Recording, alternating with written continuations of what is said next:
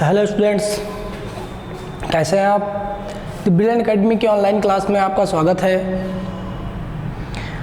जैसा कि आपको पता है कि पेट के एडमिट कार्ड जारी हो चुके हैं और आपने अपना सेंटर देख लिया होगा।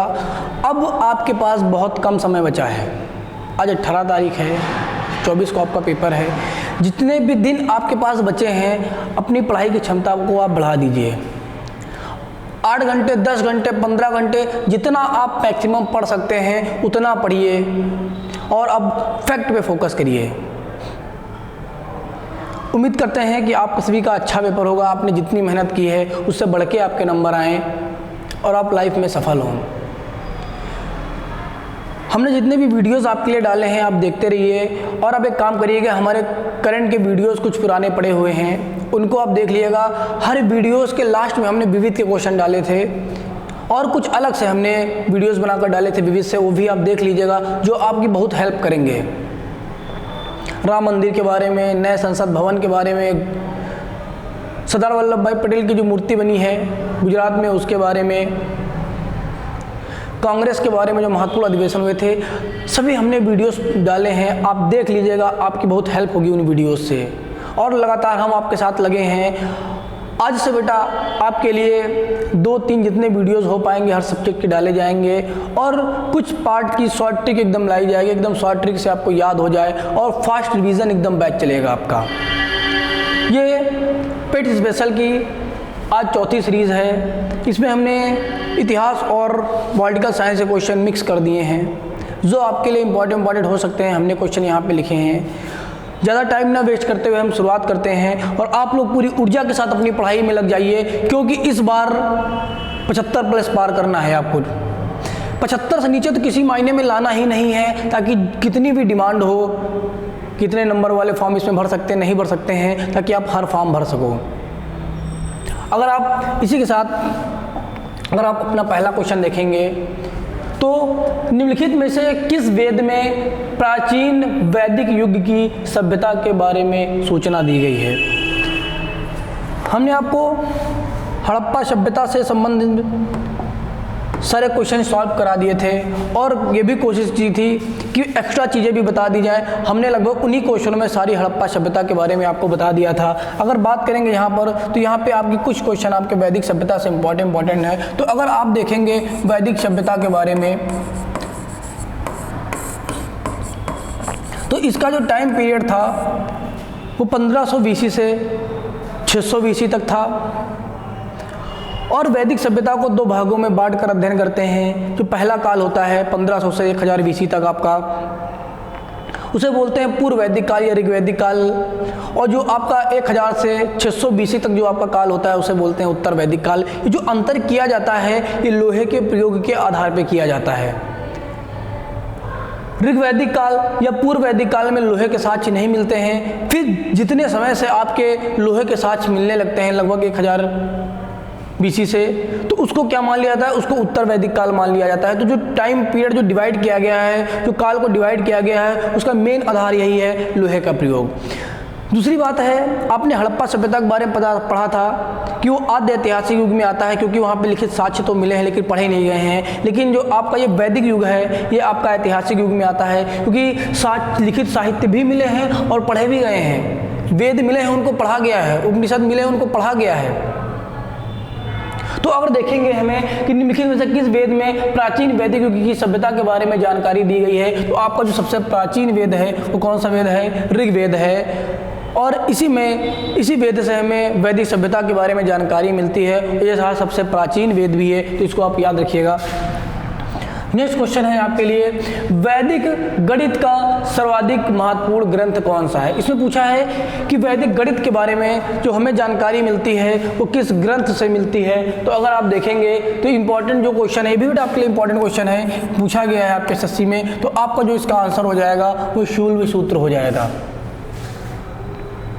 यह जो शूल सूत्र है यह वैदिक गणित का सर्वाधिक महत्वपूर्ण ग्रंथ था। नेक्स्ट क्वेश्चन अगर आप देखेंगे, नेक्स्ट क्वेश्चन, वैदिक आर्यों का प्रमुख भोजन क्या था? जैसे हमने आपको हड़प्पा सभ्यता के बारे में बताया था, वहाँ के लोग शाकाहारी और मांसाहारी दोनों थे और जिनका मुख्य भोजन था गेहूं और जौ था। इसके अलावा वह अन्य खाद्यान्न का भी प्रयोग करते थे। लेकिन अगर आप वैदिक युग की बात करेंगे तो वैदिक युग में सर्वाधिक प्रिय पशु हो गया था, लोकप्रिय पशु गाय हो गया था। जो वैदिक सभ्यता के लोग थे ये गाय के दूध से बनी जो वस्तुएं होती थी उनका प्रयोग खाने में बहुत ज़्यादा करते थे। शाकाहारी और मांसाहारी दोनों थे ये, लेकिन जो सबसे ज़्यादा इनको पसंद था वो गाय के दूध से बनी हुई वस्तुएं। तो आपका कौन सा सही हो जाएगा? दूध और इसके उत्पाद। नेक्स्ट क्वेश्चन अगर आप देखेंगे, वैदिक लोगों द्वारा किस धातु का प्रयोग पहले किया गया था? अभी हमने आपको बताया, अगर आप वैदिक युग पढ़ेंगे तो वैदिक युग में भी जो आपका लास्ट का टाइम पीरियड होता है उत्तर वैदिक काल, वहाँ से लोहे के साथ मिलना शुरू हो जाता है। तो आपका इसमें जो शुरू हो जाएगा वो आपका क्या हो जाएगा? लोहा हो जाएगा। बाकी की जो धातुएं हैं इनका प्रयोग पहले से ही होता जाता है, लेकिन जो लोहे का पहला प्रयोग में है वो वैदिक सभ्यता में उत्तर वैदिक काल से मिलता है। नेक्स्ट क्वेश्चन आप देखेंगे, निम्नलिखित में से कौन सा अन्य मनुष्य द्वारा सबसे पहले प्रयोग होने वाला था या सबसे पहले प्रयोग किया गया था? तो अगर आप बात करते हैं अन्यों की बात करेंगे तो आप जो भी सभ्यता पढ़ रहे हैं, हड़प्पा सभ्यता पढ़िए, वैदिक सभ्यता पढ़िए, अन्य पहले के और भी पहले की सभ्यताएं अगर आप पढ़ते हैं तो जो सबसे पुराना खाद्यान्न है वो जौ है। जौ को क्या कहा गया है? जौ को यौ कहा जाता है। तो आपके लिए इंपॉर्टेंट है दोनों। जौ को किस नाम से जाना जाता है? यौ। या यौ किसके लिए प्रयोग किया गया था? तो जौ के लिए। और यह सबसे पुराना खाद्यान्न भी है। अगर आप अपने परिवार के लोगों से पूछेंगे, मम्मी पापा से, तो पहले आज की अगर बात करेंगे तो आज से लगभग 25-30 साल पहले भी, और अगर आप पहले चले जाएंगे लगभग 50 वर्ष पहले अगर, तो गेहूं और चावल का उत्पादन बहुत कम होता था। ज़्यादातर लोग जौ, बाजरा, मक्का यही सब खाते थे। तो ये सबसे प्राचीन अन्न है, ये आप याद रखिएगा। नेक्स्ट क्वेश्चन की अगर आप बात करेंगे, वैदिक लोगों द्वारा किस धातु का प्रयोग पहले किया गया था? वही क्वेश्चन बेटा रिपीट हो गया है, लोहा हो जाएगा। नेक्स्ट क्वेश्चन है, वेद शब्द का अर्थ क्या है? वेद शब्द अगर आप देखेंगे तो वेद में जो वेद है, वेद का अर्थ होता है, वेद जो आपका विद धातु से बना है। विद का मतलब होता है ज्ञान या जानकारी। विद मतलब क्या होता है? ज्ञानी या जानकारी, था जो विद्वान हो, जिसके पास ज्ञान हो, जो जानकारी रखता हो। तो इसका जो आपका सही विकल्प हो जाएगा वो आपका ज्ञान हो जाएगा। नेक्स्ट क्वेश्चन अगर आप देखेंगे, किस फसल का ज्ञान वैदिक काल के लोगों को नहीं था? आप इनमें की फसल देखिए और आपको खुद पता चल जाएगा कि कौन सी फसल का ज्ञान वैदिक काल के लोगों को नहीं था। तो आप देख रहे हैं गेहूं, तो ये तो ज्ञान था ही, जौ का भी था, चावल का भी था। अगर आप बात तंबाकू की करते हैं तो ये सबको पता है कि तंबाकू का उत्पादन पुर्तगालियों ने भारत में शुरू किया था। तो अर्थात इसका ज्ञान वैदिक सभ्यता के लोगों को नहीं था। वो लोग ऊर्जा प्राप्ति के लिए एक रस का प्रयोग करते थे जिसका नाम रस था सोम रस। ऋग्वेद में एक शब्द की चर्चा मिलती है जिसका नाम है हिमवंत। हिमवंत की जो तुलना हिमालय से की गई है कि जो ये लोग हिमालय को ही हिमवंत कहते थे। तो हिमवंत पर्वत की एक ऊंची चोटी हुआ करती थी जिसका नाम था मुजवंत। वहाँ पर एक वनस्पति थी जिसका वो नाम था सोम। इसी वनस्पति से एक पेय पदार्थ सोमरस ये लोग क्या करते थे? पीते थे। उस पदार्थ को पीने से इन लोगों के अंदर स्फूर्ति आ जाती थी। आधुनिक बियर दारू जैसा स्वरूप नहीं था उसका, था वो नशीला पदार्थ ही थोड़ा बहुत, लेकिन वो ऊर्जा प्राप्ति के लिए लोग प्रयोग करते थे। तो ये भी आप याद रखेंगे। तो क्या था आपका? इसमें का आंसर आपका हो जाएगा तम्बाकू। नेक्स्ट क्वेश्चन अगर आप देखेंगे, आर्य सभ्यता में मनुष्य के जीवन के आयु के आरोही क्रमानुसार निम्नलिखित चरणों में से कौन सा विकल्प सही है? आपको चुनना है।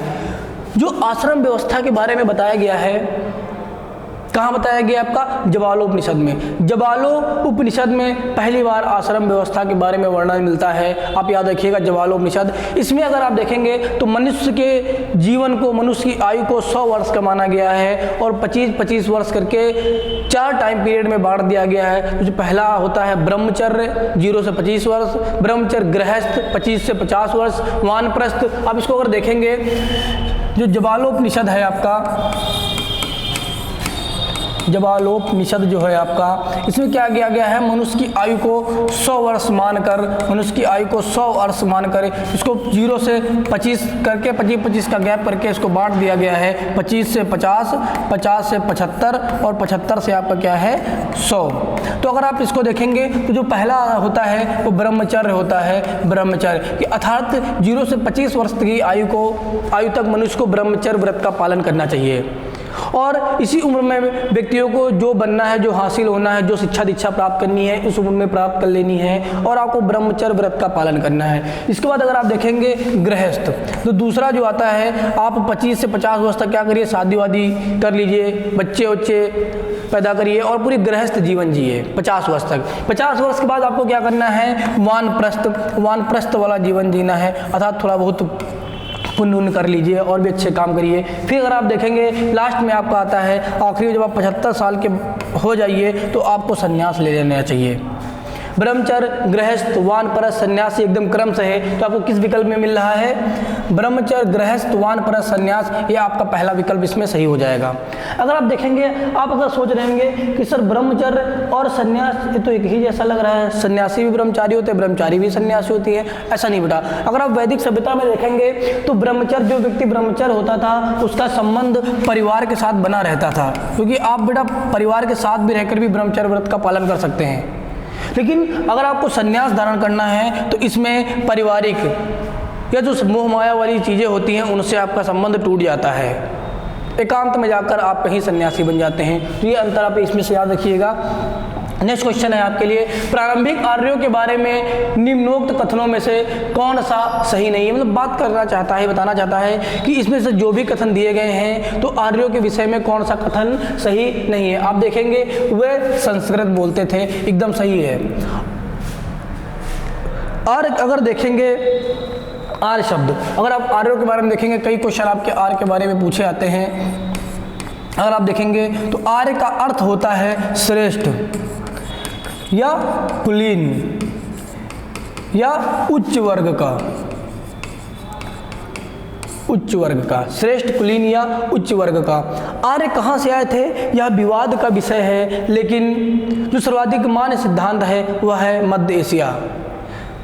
ऐसा माना जाता है कि आर्य जो है आपके मध्य एशिया से आए थे और यह जो मान्यता मिली है वो मैक्स मुलर ने दिया है। मैक्स मुलर ने बताया था कि आप आर्य आपके मध्य एशिया से आए थे, तो ये भी आपको याद रखना है। आर्यों के द्वारा बोली जाने वाली जो भाषा थी वो संस्कृत थी, तो आपका ये विकल्प सही हो जाएगा कि आर्य संस्कृत बोलते थे, एकदम सही है। वे घुड़सवारी किया करते थे। हमने आपको बेटा फर्स्ट सेकंड वीडियो दोनों में आपको बताया था कि अगर आप हड़प्पा सभ्यता अगर देखेंगे आप लोग, तो ऊंट, गाय और घोड़े के जो चित्र हैं वो मुहर पे नहीं मिले हैं, लेकिन अगर घोड़े की बात करेंगे, गाय की बात करेंगे तो इनके साक्ष्य मिले हैं, इनकी हड्डियां मिली हैं। तो इससे पता चलता है कि ये लोग घोड़े से परिचित थे, लेकिन उतना ज़्यादा परिचित नहीं थे जितना ज़्यादा आर्य लोग घोड़े से परिचित थे। क्यों? क्योंकि हड़प्पा सभ्यता के लोग अगर आप देखेंगे तो शांत प्रिय थे, वो कृषि पर ध्यान देते थे। लेकिन अगर आप यहाँ पे बात करेंगे आर्य लोग, ये लोग युद्ध प्रिय थे, इनको युद्ध पसंद था, तो रथों को खींचने के लिए घोड़े का प्रयोग करते थे, व्यापार करने के लिए घोड़ों का प्रयोग होता है, तो ये लोग घोड़ों से परिचित थे, भली भांति घोड़ों से ये लोग परिचित थे, तो ये लोग घुड़सवारी किया करते थे। आपका सही है। वे कई झुंडों में भारतवर्ष पहुंचे, ये भी एकदम सही है। होता क्या है, अगर आप आर्यों की बात करेंगे तो आर्य, अगर आपको एक जगह से दूसरी जगह जाना है तो जाहिर बात है आप अकेले जाओगे नहीं, परमानेंट अगर आपको जाना है परमानेंट तो आप पूरी फैमिली के साथ जाओगे। तो इन लोगों के साथ ऐसा हुआ था कि ये लोग पूरे पूरे झुंड या कबीला जिसको कह सकते हैं, झुंड को हम लोग कबीला कह सकते हैं। अगर आप देखेंगे आर्य लोग तो कबीलाई या खाना बदोश लोग थे ये लोग, तो जहाँ जाते थे पूरा पूरा झुंड में जाते थे। जैसे हमने बंजारे पिक्चर देखा है, बंजारे पिक्चर, उसमें भी जो हीरोइन होती है ना, पहले जन्म में हीरो बंजारा होता है, दूसरी पिक्चर में कौन सी हीरोइन बंजारा होती है। तो देखो आप लोग पूरे पूरे ग्रुप से जाते हैं, एक स्थान से दूसरे स्थान जाना है तो पूरे पूरे ग्रुप से जाते हैं, झुंड में से जाते हैं। तो वैसे ही सेम आर्य लोग भी थे, ठीक है। तो ये भी आपका सही है, ये कई झुंडों में भारतवर्ष पहुंचे थे। वे मुख्यतः नगरों में निवास करते थे। ये आर्यों के विषय में एकदम गलत विषय है, क्योंकि आर्य की अगर आप देखेंगे, आर्यों की बात करेंगे अगर आप, या वैदिक सभ्यता की बात करेंगे तो वैदिक सभ्यता एक आपकी ग्रामीण संस्कृति थी। हड़प्पा सभ्यता कैसी थी, वो नगरीय या शहरी थी। लेकिन जो आपकी वैदिक सभ्यता है या जो आर्य हैं, ये प्रायः ग्रामीणवासी थे, ये लोग गांव के रहते थे। क्योंकि जो सभ्यता थी वो ग्रामीण सभ्यता थी। इसे पूछा क्या है, नहीं पूछा है, तो आपका क्या हो जाएगा, यही हो जाएगा। ये इनके विषय में एकदम गलत कथन है, ठीक है। नेक्स्ट क्वेश्चन आप देखेंगे, आरंभिक वैदिक काल में वर्ण व्यवस्था किस पर आधारित थी। तो अगर आप आरंभिक वैदिक काल की बात कर रहे हैं तो आपने ऋग्वेद के बारे में पढ़ा होगा। ऋग्वेद का जो 10वां मंडल है, 10वें मंडल के पुरुष सूक्त में ऋग्वेद के 10वें मंडल में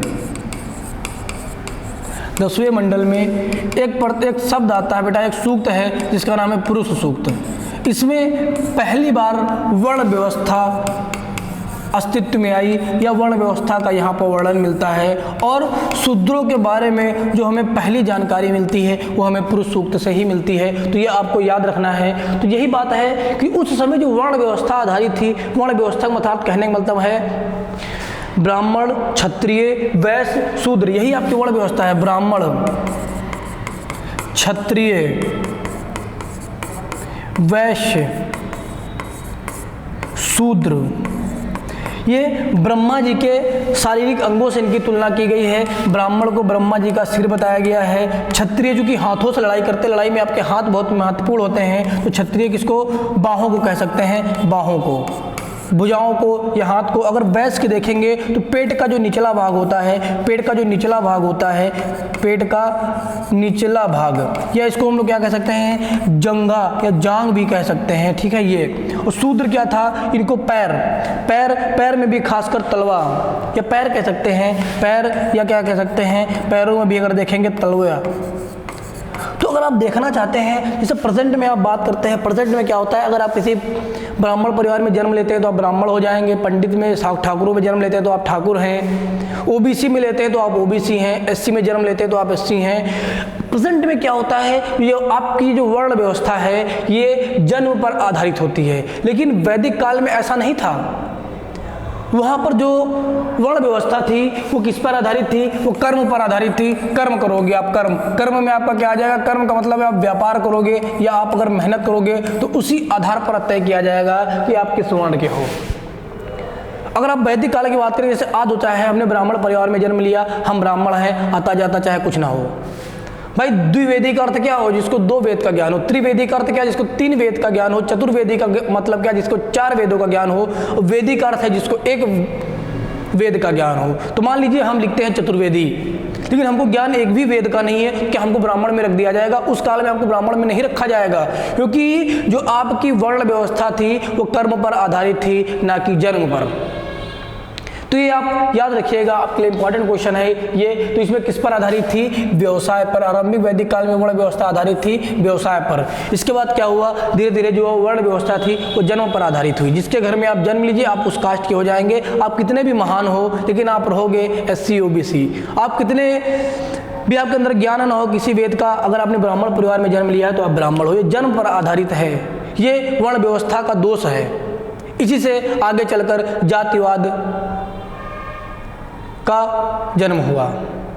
तो आप अगर देखेंगे नेक्स्ट क्वेश्चन की अगर आप बात करेंगे, आर्य पूर्वी के साथ अपने संघर्षों में सफल रहे, क्योंकि तो ये कहना चाहता है कि आर्य भारत आए और भारत में बसे और सफल रहे। अन्य देशों में भी आर्य गए थे, वहाँ पर भी ये सफल रहे। तो क्यों सफल रहे, क्योंकि ये लोग युद्ध प्रिय थे, इनको युद्ध करना बहुत पसंद था। दूसरी बात है युद्ध में ये लोग रथों, घोड़ों का प्रयोग करते थे। तीसरी बात है, अगर आप देखेंगे हड़प्पा सभ्यता के जो पहिए होते थे ना, वो ठोस पहिए थे, अर्थात ठोस पहिए, जैसे गांव में पुराने ज़माने में पहिए नहीं होते थे, ठोस पहिए थे, एकदम आपके ठोस पहिए थे, एकदम ठोस हुआ करते थे। लेकिन अगर आप वैदिक काल के अगर आप पहिए देखेंगे तो इनके पहिए जो हुआ करते थे वो आधुनिक पहिए जैसे थे, आरा युक्त पहिए, जैसे बीच में तिल्लियाँ लगी होती हैं या किसी धातु का लगा देंगे तो इनके पहिए कैसे थे, आरादार। इनमें अंतर क्या है, अगर कोई पहिया ठोस पहिया है तो इसका वजन बहुत ज़्यादा होता है, बहुत भारी होते हैं, और ये पहिए हल्के होते हैं, तो इनको आसानी से खींचा जा सकता है और रफ्तार बढ़ेगी। इनको खींचने में ज़्यादा घोड़ों की जरूरत होगी, ज़्यादा जानवरों की जरूरत होगी,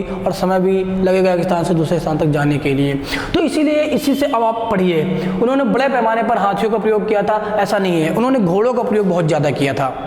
ठीक है, फिर आप देखेंगे वे अधिकांश लंबे और अधिक बलवान था। ऐसा कुछ नहीं है, जरूरी है जो लंबा व्यक्ति हो वही लड़ाकू होगा, ऐसा नहीं है। कोई व्यक्ति भी युद्ध शौकीन, लड़ाई युद्ध प्रिय हो सकता है आपका। फिर अगर आप देखेंगे वे एक उन्नत शहरी संस्कृति से, कहाँ उन्नत संस्कृति कहाँ थी, हड़प्पा सभ्यता की थी, ग्रामीण सभ्यता थी इनकी।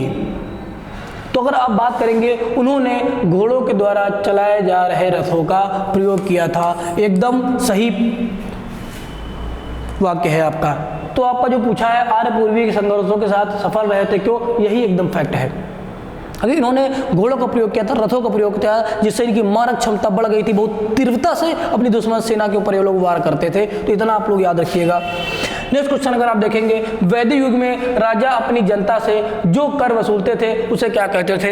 एक बात सुनो बेटा, अगर आप वैदिक युग की बात करेंगे तो वैदिक युग को दो भागों में बांटा गया है। पहले को जो बोलते हैं ऋग वैदिक काल, या इसी को कह देते हैं पूर्व वैदिक काल। ऋग वैदिक काल या पूर्व वैदिक काल, इसका समय कितना था? 1500 BC से लेकर 1000 BC। जो दूसरा है आपका वो है उत्तर वैदिक काल। उत्तर वैदिक काल, इसका जो आपका टाइम पीरियड है वो है 1000 BC से 600 BC। तो अगर आप बात करेंगे जो ये लोग कर लेते थे जनता से, उस कर का नाम था बलि। आज प्रेजेंट में बलि का अर्थ क्या है? किसी की बलि देना, जानवर या इंसान की, जो प्रेजेंट में बैन हो गया है, आप किसी इंसान की बलि नहीं दे सकते हैं, ठीक है। तो अगर आप देखेंगे तो ये लोग बलि शब्द का तात्पर्य क्या है? बलि शब्द का तात्पर्य है कर। ये भी पूछ सकता है बलि शब्द का तात्पर्य क्या है, तो कर, टैक्स। लेकिन आप अंतर समझिए, जो बलि ये कर है बेटा, जो ये लोग कर देते थे, ये इसका स्वरूप कैसा था? अगर इसका स्वरूप आप अगर देखेंगे ऋग्वैदिक काल में, इसका स्वरूप देखेंगे तो यह स्वैच्छिक था। जो बलि था आपका, ये ऋग्वैदिक काल में स्वैच्छिक था, अर्थात यह राजा को दिया जाने वाला जनता का स्वैच्छिक भेंट था। जनता का मन हुआ, राजा से खुश है, जनता ने भेंट दे दिया। अनाज पैदा हुआ, राजा से खुश है जनता, अनाज दे दिया। लेकिन स्वैच्छिक था, बाध्य नहीं किया जाता था इतना इतना इतना इतना टैक्स देना ही देना है। लेकिन अगर उत्तर वैदिक काल में आप आओगे तो यह अनिवार्य बन गया था, यह अनिवार्य हो गया था। अर्थात अब आपको जो बलि नाम का कर है ये राजा को देना ही देना होता था। तो ये आप याद रखिएगा, ऋग्वैदिक काल या पूर्व वैदिक काल में यह स्वैच्छिक था, लेकिन उत्तर वैदिक काल में जाते जाते यह कैसा हो गया था? अनिवार्य हो गया था। मतलब अब आपको राजा को देना ही देना है। नेक्स्ट क्वेश्चन अगर आप देखेंगे, प्रसिद्ध गायत्री मंत्र कहाँ से लिया गया है? प्रसिद्ध गायत्री मंत्र कहाँ से लिया गया है? तो अगर आप बात करेंगे ऋग्वेद का जो तीसरा मंडल है वहीं से आपका क्या किया गया है? प्रसिद्ध गायत्री मंत्र लिया गया है। तो इसमें आपका क्या विकल्प सही हो जाएगा? आपका ऋग्वेद सही हो जाएगा। मंडल कैसे याद करोगे? देखो इसमें क्या लिखा है आपका? गायत्री। क्या शब्द आया है? त्रि का अर्थ क्या होता है? त्रि का अर्थ होता है तीन, अर्थात तीन का क्या है? तीन का तात्पर्य है तीसरा मंडल, तीसरा मंडल। और मंडल किसमें है? आपके ऋग्वेद में। तो ऋग्वेद के तीसरे मंडल में गायत्री मंत्र का उल्लेख मिलता है, जो प्रसिद्ध सूर्य देवता सविता देव को समर्पित है। ये भी याद रखिएगा, किसको समर्पित है? सूर्य देवता को। नाम क्या है? सविता देव। तो सूर्य देवता भी दे सकता है और ना देकर आपको सविता देव भी दे सकता है। इतना आप लोग याद रखिएगा। नेक्स्ट क्वेश्चन है, भारतीय प्रतीक पर उत्कीर्ण सत्यमेव जयते कहाँ से लिया गया है? तो अगर आप देखेंगे सत्यमेव जयते ये मुंडकोपनिषद से लिया गया है। मुंडकोपनिषद ये किसका उपनिषद है? ये अथर्ववेद का, ये अथर्ववेद का उपनिषद है। अथर्ववेद का ये क्या है? उपनिषद है। जैसे आप बात करेंगे वेद कितने प्रकार के होते हैं? तो आपके 4 वेद हैं। 4 वेद कौन कौन सा? ऋग्वेद, सामवेद, यजुर्वेद और आपका क्या है? अथर्ववेद। ठीक है। अगर आप वैदिक साहित्य की बात करते हैं तो वैदिक साहित्य में आपको क्या क्या पढ़ना होता है? वेद पढ़ना होता है, ब्राह्मण पढ़ना होता है, आपको आरण्यक पढ़ना होता है, और आपको क्या अंतिम क्या पढ़ना होता है? आपका उपनिषद। क्योंकि उपनिषद अगर देखेंगे सबसे पहले वेद लिखे गए थे, क्रम से एकदम पहले वेद लिखे गए थे, दूसरे नंबर पे ब्राह्मण लिखे गए, तीसरे पे आरण्यक लिखे गए और सबसे अंतिम में क्या लिखे गए थे? आपके उपनिषद। इसलिए उपनिषद को वेदांत भी कहते हैं, क्योंकि इनकी रचना अंतिम समय में की गई थी। उपनिषद का अर्थ क्या है? गुरु के समीप बैठकर लिखना। आरण्यक क्या है? जो जंगल में बैठकर लिखे गए हैं। ब्राह्मण क्या है? ब्राह्मण में आपके देखेंगे पूजा पाठ, धार्मिक कर्म कांडों के बारे में वर्णन आपका ब्राह्मण के बारे में मिलता है। और आपका वेद तो आप जान ही रहे हैं। तो अगर आप जैसे बेटा देख रहे हैं ये ऋग्वेद है, तो प्रत्येक ऋग्वेद में आपको तीनों का अध्ययन करना होता है। ऋग्वेद का ब्राह्मण कौन है? ऋग्वेद का आरण्यक कौन है? ऋग्वेद का उपनिषद कौन है? ऐसे सेम सामवेद में भी यही तीनों चीज़ पढ़नी होती है, यजुर्वेद में भी यही तीनों चीज़ पढ़नी होती है, अथर्ववेद में भी यही तीनों चीज़ पढ़नी पड़ती है। पर अथर्ववेद में एक आपका अपवाद है, ये आप याद रखिएगा, बहुत इंपॉर्टेंट है। अथर्ववेद का एक भी आरण्यक नहीं लिखा गया है, एक भी आरण्यक उपलब्ध नहीं है अथर्ववेद का। बहुत पूछा जाता है किसका एक भी आरण्यक नहीं है, अथर्ववेद का नहीं है। और भी है, अगर आप देखेंगे अथर्ववेद के बारे में, अथर्ववेद में बेटा किसकी जानकारी मिलती है? अथर्ववेद से हमें तोड़ना, टटका, जादू, मंत्र और आपको एक अलग से औषधि की भी जानकारी हमें किससे मिलती है? अथर्ववेद से। अथर्ववेद में क्या है? अथर्ववेद तो कोई भी अरण्यक उपलब्ध नहीं है, और अथर्ववेद में ही सभा और समिति को प्रजापत्य या प्रजापति भी आप कह सकते हो, प्रजापत्य या प्रजापति की 2 पुत्रियां माना गया है। सभा और समिति को प्रजापति की 2 पुत्रियां किसमें माना गया है? अथर्ववेद में। यजुर्वेद में क्या है? तो या से यजुर्वेद, या से क्या हो जाएगा आपका? इसमें यज्ञ का प्रावधान किया गया, यज्ञों का प्रावधान किया गया, यज्ञों के बारे में जानकारी मिलती है। साम किससे संबंधित? सामवेद ये संगीत से संबंधित है, या कह सकते हैं देवताओं की स्तुति में गाए गए मंत्र। ये देवताओं की स्तुति में गाए गए मंत्र हैं। ऋग्वेद में क्या है? देवताओं की स्तुति में रचे गए मंत्र हैं।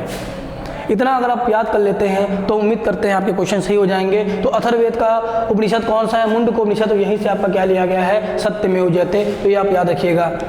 नेक्स्ट क्वेश्चन है आपके लिए, भारतीय संगीत का उद्गम किसने खोजा जा सकता है, या किसमें खोजा जा सकता है? किसमें खोजा जा सकता है आप देखेंगे तो अभी हमने बताया संगीत किससे संबंधित है? तो सामवेद को लिखा भी है, सा से साम और सा से सामवेद, और सा से क्या हो जाएगा आपका? संगीत हो जाएगा। ऐसे ही याद करना है।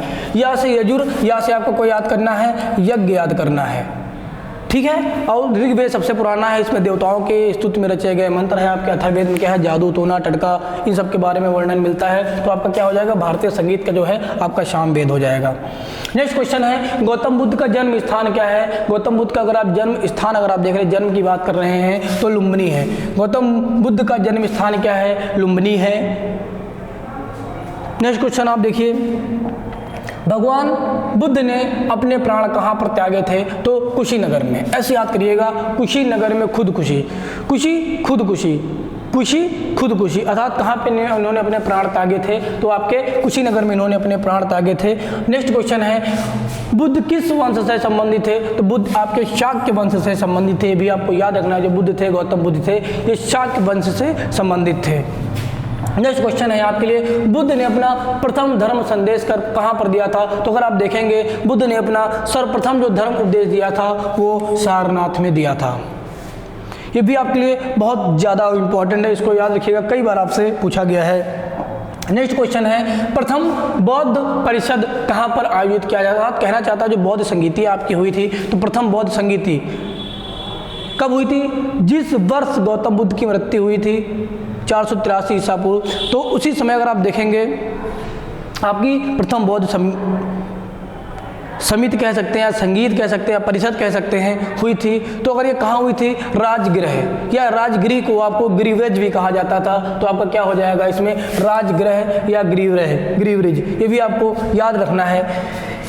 बौद्ध धर्म से संबंधित जो आपकी ये समितियां हैं बहुत इंपॉर्टेंट, इसका हम आपके सेपरेट वीडियो बना के डाल देंगे, कल आप पढ़ लीजिएगा, बहुत ज़्यादा इंपॉर्टेंट है आपके लिए।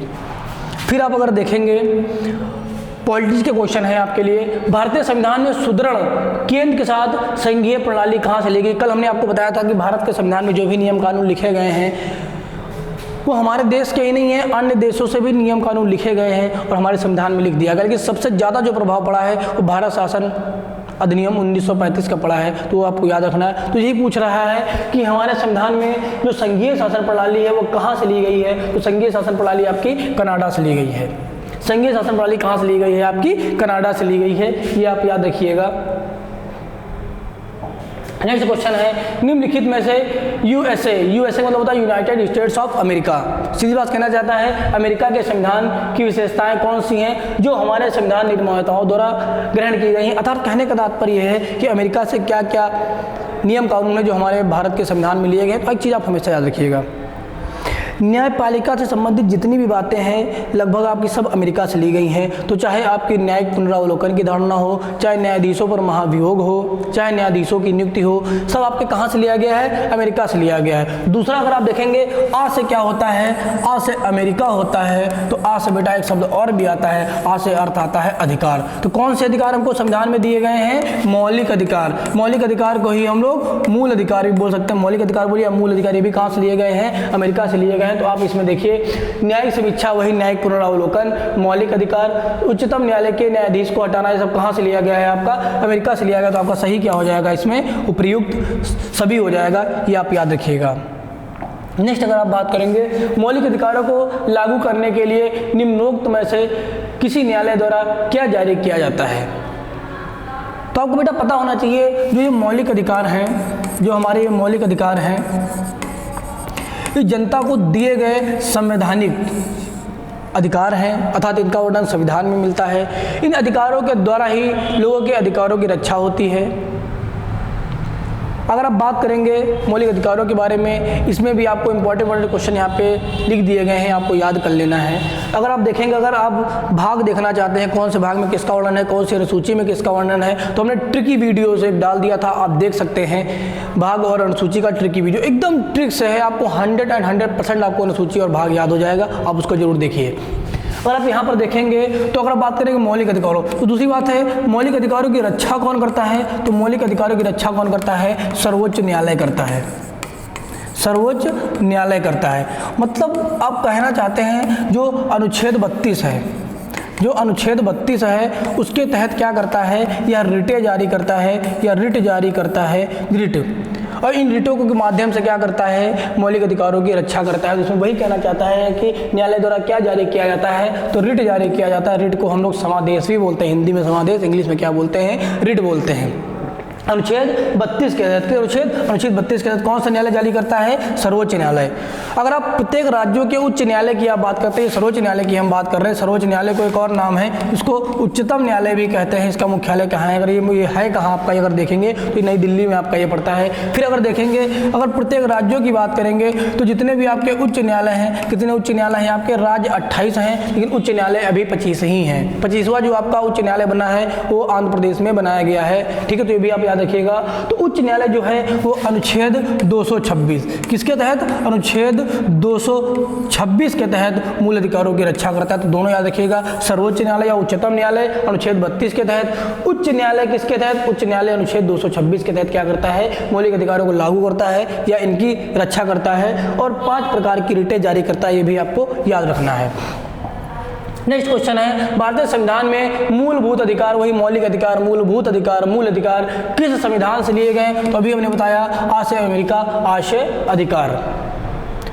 कहाँ से लिया गया है, आप अगर देखेंगे सोवियत संघ से क्या लिए गए हैं, तो बात करोगे तो क्या लिए गए हैं आप लोग को पता है, USSR से अगर आप बात करेंगे तो क्या लिए गए हैं, मूल कर्तव्य लिए गए हैं।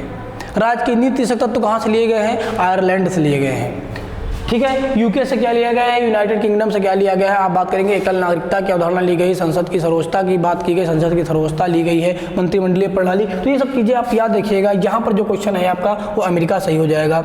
नेक्स्ट क्वेश्चन है, नागरिक समता का आशय क्या है। नागरिक समता, अगर आप मौलिक अधिकारों की बात करेंगे, मौलिक अधिकारों की, तो इसमें पूछा है नागरिक समता का अर्थ क्या है। तो अगर आपने अनुच्छेद 14, 15, 16, 17 इन सब के बारे में पढ़ा होगा, स्वतंत्रता के अधिकार के बारे में, तो आपको पता होगा अनुच्छेद 14 में क्या है, विधि के समझ समता एवं विधियों का समान संरक्षण। अनुच्छेद 15 में क्या है, धर्म वंश लिंग जाति आदि के आधार पर भेदभाव नहीं किया जाएगा। और सर 16 में क्या है, अनुच्छेद 16 में क्या है, अवसर की समानता, यही कहना चाहता है ये नागरिक समता का अर्थ क्या है। तो नागरिक समता का अर्थ यहाँ पर ये है, कानून के समझ समता ऐसा कुछ नहीं है, धन के समान अवसर की समानता, ये अनुच्छेद 16 में कहा गया है कि अवसर की समानता, मतलब सभी नागरिकों के लिए शब्द भी यही यूज किया गया है। अगर 14-15 की बात करेंगे वहां पे व्यक्ति शब्द का यूज किया गया है, और 15 की बात करते हैं तो व्यक्ति के साथ भेदभाव नहीं किया जाएगा।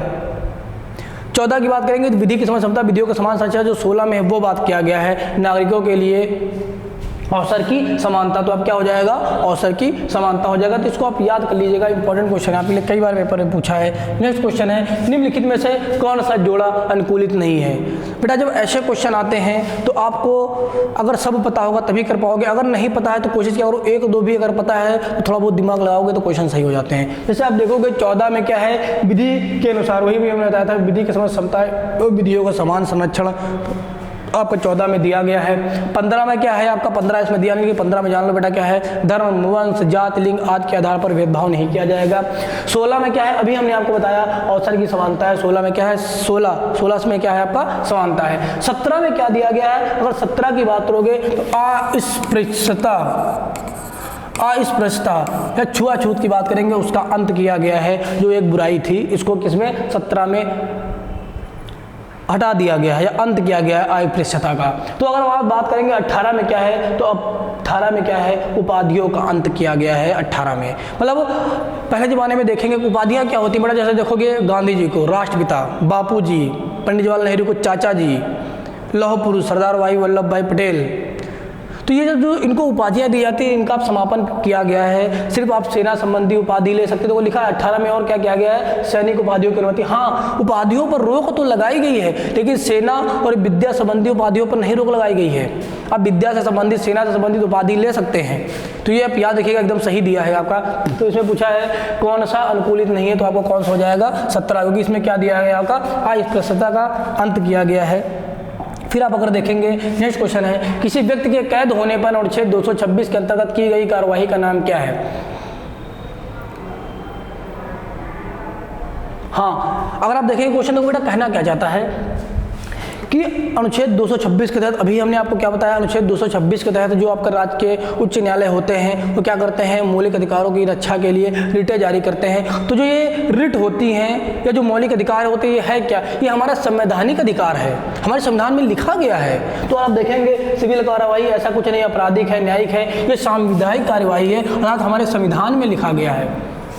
सिविल कार्रवाई तो आप ये लॉ की बात हो जाएगी, न्यायिक कार्रवाई लॉ की, आपराधिक कार्रवाई सब लॉ में ये सब बात होती हैं सीआरपीसी में।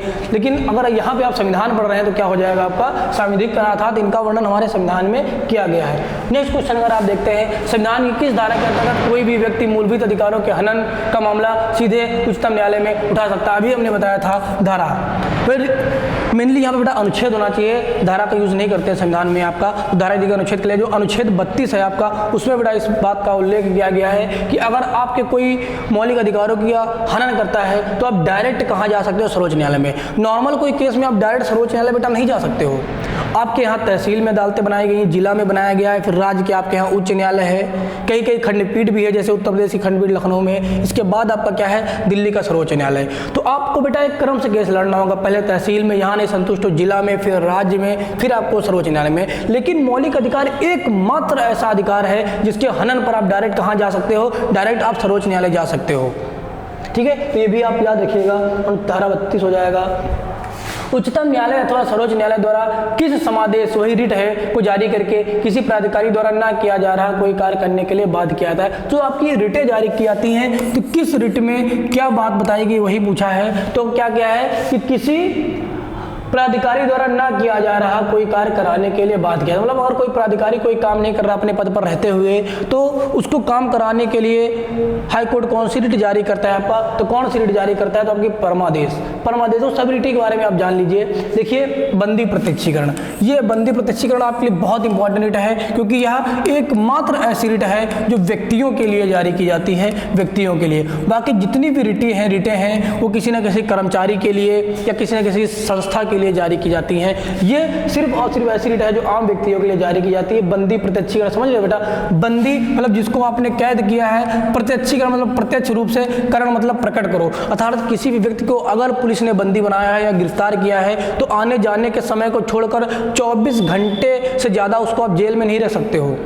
अगर आपको उससे ज़्यादा जेल में अगर आपको रखना है तो न्यायालय से आपको इजाज़त लेनी पड़ेगी। अगर पुलिस आपको 24 घंटे के अंदर नहीं पेश करती तो सर्वोच्च न्यायालय रिट जारी करता है कि उसको हमारे सामने क्या करो, आप प्रस्तुत करो।